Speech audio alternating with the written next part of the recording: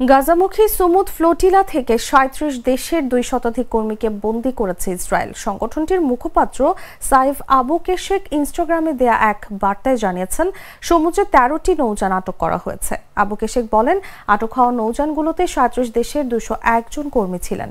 এর মধ্যে স্পেন থেকে ৩০ জন, ইতালি থেকে ২২ জন, তুরস্ক থেকে ২১ জন এবং মালয়েশিয়া থেকে ১২ জন অংশ নেন। বাংলাদেশের শহীদুল আলম ছাড়াও সুমুদ ফ্লোটিলায় রয়েছেন বাংলাদেশি বংশোদ্ভূত ব্রিটিশ নাগরিক রুহি আক্তার রুহিও।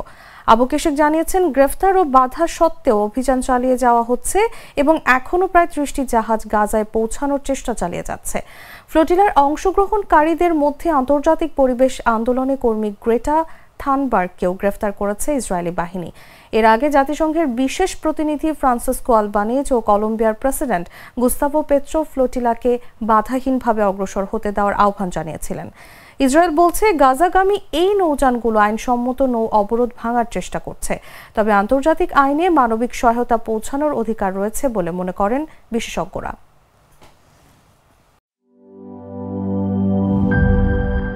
বান্ডেল থাকলে প্রতি সেনমানিতে টাকা বাঁচবে। বিকাশ সেনমানি বান্ডেল কিনে জিতুন প্রতি লেনদেনে।